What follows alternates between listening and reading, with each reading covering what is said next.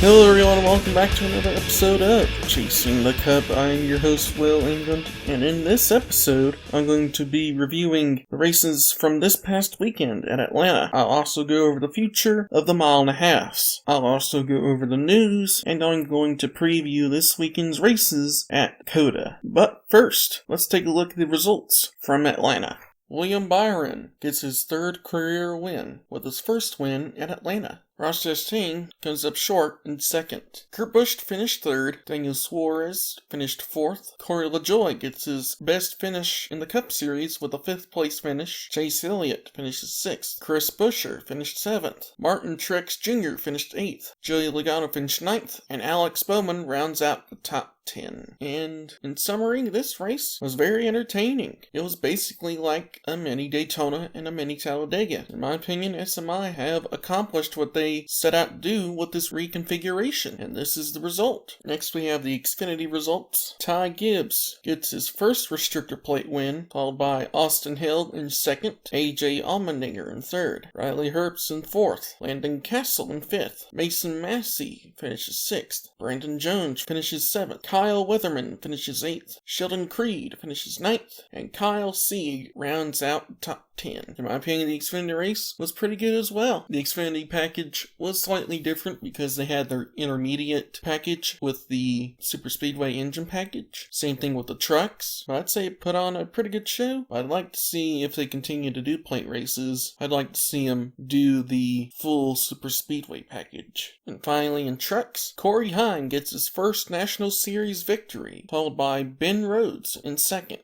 Ty Majeski in third, Chandler Smith in fourth, Zane Smith in fifth, Stuart Friesen in sixth, Ryan Preece in seventh, Tanner Gray in eighth, Derek Kraus in ninth, and Austin Wayne Self rounds out the top 10. In my opinion, this race was good overall too, and once again, SMI accomplished what they set out to do with this reconfiguration with all three series. One thing I'd like to talk about before we move on is Hailie Deegan's scary moment at the end of stage 1. Hailie Deegan got plowed in the back by Colby Howard in the 91. She got a tire down, but then I guess they didn't fix anything, and apparently another tire up came up, and that started a fire. And when she came down the pit road, they started extinguishing the fire from the tire, but then the truck itself was on fire. They were putting out the fire with the extinguisher, but the gas from the extinguisher was going into the cockpit, which led to the CO2 replacing the oxygen in the car, and that led to Hailie Deegan not being able to breathe. And it doesn't take rocket science to know that humans cannot breathe CO2. There's a reason why we breathe it out. And so she tried to get out of the car. Her crew members helped her out, and she was struggling for breath afterward. She declined to interview. She later posted on Twitter and as well as on her vlog about her status and said that she was okay and recapped the incident on both her tweet and her YouTube video. And so, one takeaway from that, this could have been avoidable in many different situations, but it's quite clear that there may be a safety change that NASCAR may need to do if extinguishing a fire leads to CO2 getting into the cockpit of the truck. So I think NASCAR is taking a look at this, and they'll probably take a look and see how they can prevent this in the future. And I hope they do prevent this, because this was a very scary moment. She couldn't breathe, and it could have gotten way worse. So I hope NASCAR can learn from this and hopefully make safety improvements that would lead to the driver having oxygen in the cockpit when CO2 is being blown in, or blocking the CO2 from going in the cockpit. But anyway, with that out of the way, I want to talk about a big story that everyone's talking about after the Atlanta races. After the race at Atlanta, a lot of fans and drivers seem to be upset about the recent configuration. A lot of drivers have said that it just makes the racing worse. But in my opinion, fans don't want to see single file racing. They want to see pack racing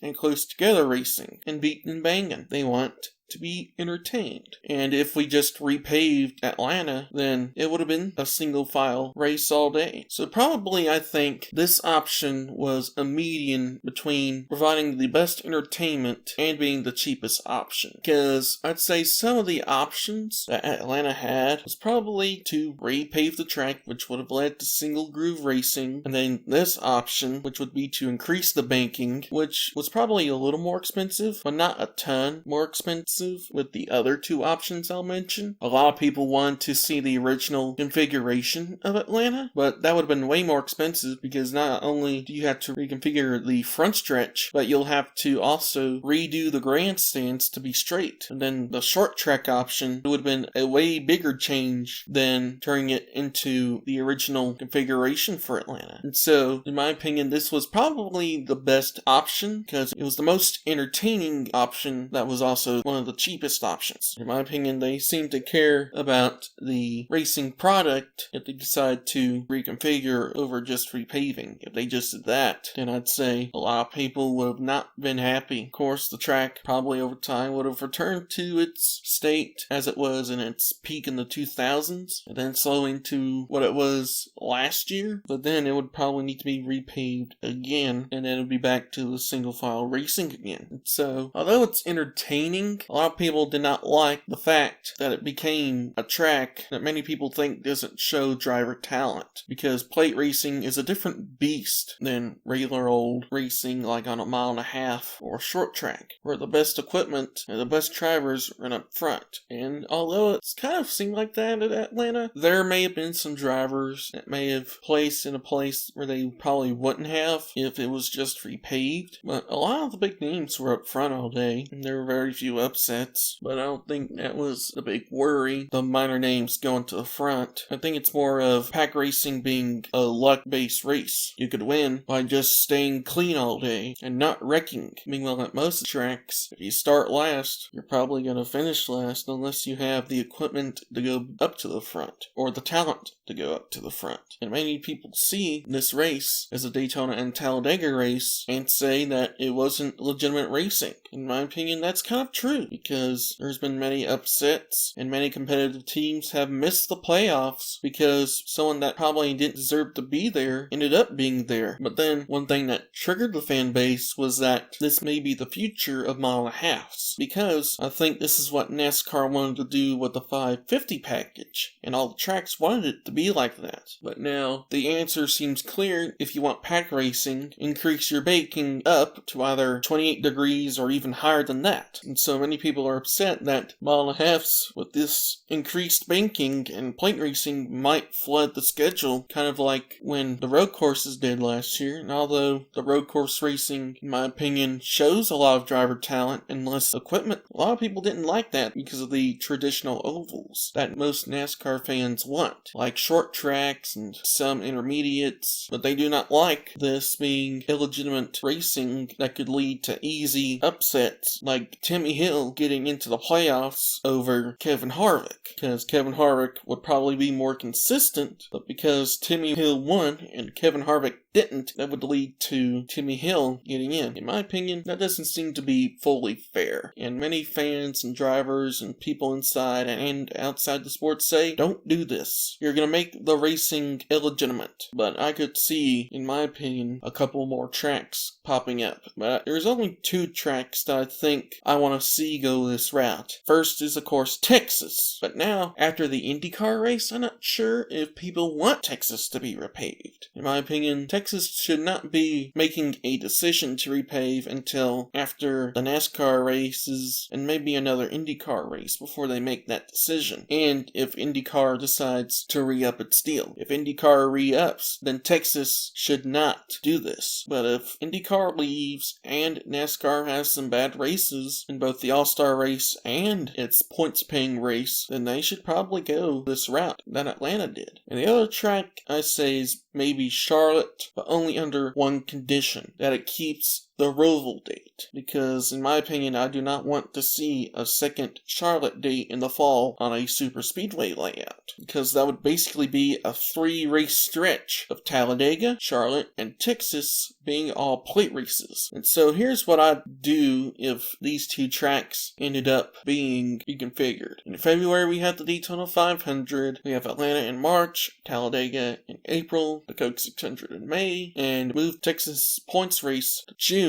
Have Atlanta in July, possibly, unless I may want to take a date away from Atlanta. Have the Coke 0400 in August, and then in October have Talladega's second date. So that way we could have most of the super speedway pack racing style races in the regular season and only have one in the playoffs, which would probably be more legitimate than having like Las Vegas and Kansas and Michigan and all these cookie cutters become super speedways. I do not want to see more of these tracks besides those two become like Atlanta, because they already have some good racing going on and they already had fresh repaves and their racing seems to be at its peak, because Las Vegas had an awesome race, Michigan may have a good race, Kansas I think will have a good race too. In my opinion also, Auto Club should go and become a short track and not join this. Most of these mile and a halves that I mentioned that I don't want to be reconfigured already have good racing as a mile and a half, and with this new car, the racing is even better. Of course, the 550 package was a dud, some of the repays a little bit of a dud, but I think as the tracks wear out, the racing will improve, and with the car, it'll be even better than it was with the COT. More than 8 plate races, in my opinion, is too much, because although it's entertaining, NASCAR needs to have a bit of integrity when it comes to its point system and its current playoff format.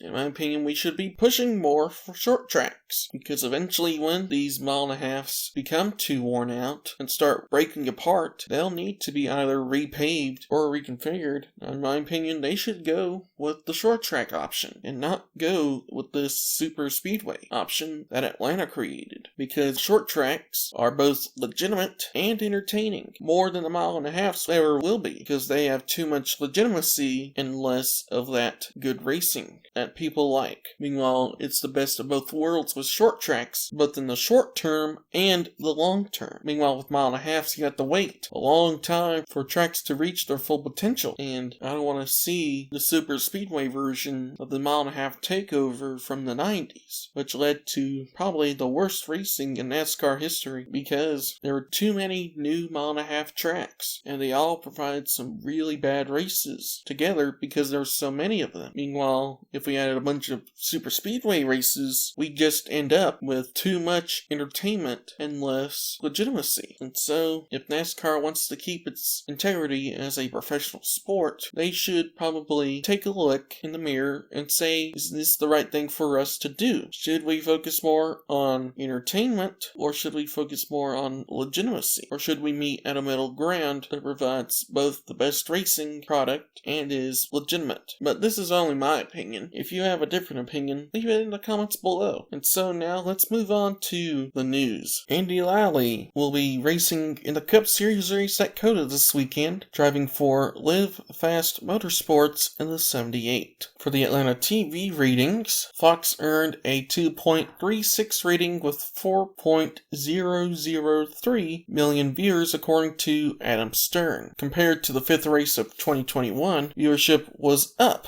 which was a 2.3 rating with 3.857 million viewers, but that race was at Phoenix. Food City, Gain, and Tide will be sponsoring Petty GMS at the Bristol Dirt Race. They did this last year with Eric Jones when Tide was on the 43 for that race. I remember it because I was there, and it looks like Tide and a couple of other companies have re-upped for this race. Front Row Motorsports has a new partner, and their partnership will kick off at COTA with Boot Barn. Kurt Busch has donated 500 tickets to the military and veterans through Vet Takes for the Cup race at Richmond on April 3rd. Hendrick Motorsports and NASCAR have announced that they will pursue a Garage 56 entry at Le Mans using a modified next-gen car. Jerry Clements will honor Bud Moore and Dale Earnhardt for the throwback weekend, and they'll throw it back to Dale Earnhardt's number 15 Wrangler ride that he drove for Bud Moore in the 80s. McNally Hegelman Racing announced that they have plans to field a third entry with 17-year-old Jake Garcia, who races super late models and pro late models, and he'll make his top 3 National Series debut at the truck race at Martinsville in May, along with with races at Gateway, IRP, Richmond, and Bristol. Derek Griffith is set to make his Xfinity Series debut at Richmond with Sam Hunt. Scott Heckard will be competing at COTA for BJ McLeod Motorsports in the number 5 in the Xfinity Series. Sheldon Creed will be returning to the Truck Series at COTA this weekend for Young Motorsports. Mobile Wallace will be driving for JGR part-time in their number 18 in the Xfinity Series beginning at COTA this weekend, and he will also race at the Indy Road Course. Dr. Pepper will be sponsoring him at COTA. Finally, Ross Chastain will be competing in the Xfinity race this weekend at COTA in the number 92 for Megan Gosselin. And that's it for the news. Let's preview the races at Circuit of the Americas. The Circuit of the Americas will be the first road course race of the year for all 3 series. First with trucks, the race will be the XPEL 225. The race will be 42 laps and 143.22 miles. The race will be on Saturday, May 26th at 1 p.m. Eastern Time. And so my pick for the truck race, because he's back in the 51 this weekend, I'm going to go with Kyle Busch. Kyle Busch is probably one of the most dominant drivers in trucks right now because of his Cup experience running full time, and he won in the Xfinity Series race last year. So I'm going to go with Kyle Busch. Next for Xfinity, we have the Pit Boss 250. The race will be 48 laps, which is 156.86 miles. The race will be on Saturday after the truck race at 4:30 p.m. Eastern Time. And for this race, I'm going to go with one of the hottest drivers right now in the Xfinity Series, Ty Gibbs. Ty Gibbs got his first win in his first start last year in the Xfinity Series at Daytona. He also won at Watkins Glen, and so in my opinion, he'll definitely be a competitor alongside with drivers like AJ Allmendinger. And I think he will be the one that gets the win. And finally, we have the Cup race, which is the Echo Park Automotive Grand Prix. The race will be 68 laps and 231.88 miles. And the race will be on Sunday at 3:30 p.m. Eastern Time. And now let's take a look at the weather for this weekend at COTA. Abundant sunshine is expected with a high of 87 degrees. Winds south to southwest at 10 to 20 miles per hour with 3% chance of rain. So it'll be both very sunny and hot as well as very windy. So that might affect the on-track product because it's both very sunny and very windy, but it's going to be a whole lot less wet than it was because it was pretty much a monsoon at the COTA race last year, but it's going to be the complete opposite. It's going to be almost 90 degrees, but it will be also very windy. So if you're going to COTA, if they'll allow you, take some sunscreen, but from what I've heard from people who went to COTA last year, they don't allow you to bring sunscreen in. So I'd recommend you apply it beforehand. And if they do allow you to take it in, then you may want to reapply or maybe take some breaks from the grandstands and sit in the shade for a little amount of time and just try to stay cool. And so my pick for the COTA race is the defending race winner, Chase Elliott. Although Kyle Larson was close to winning last year, Chase Elliott ended up getting that win after it was declared official, after a large amount of rain came in at the end. But I think this time Chase Elliott will win without rain shortening because road courses are his best skill. In my opinion, he's shown more consistent speed this year than Kyle Larson has so far, but he hasn't had the finishes to show it because he's been taken out of contention so many times from wrecks and bad pit calls and just overall bad days in general. But I think he'll overcome these issues this weekend and win. And so that's it for this week's episode. If you enjoyed, please leave a like and subscribe for more episodes. If you're going out to COTA this weekend, I hope you have a good time. Try to stay cool. And if you're not, have a good time wherever you are. And I'll see you next week.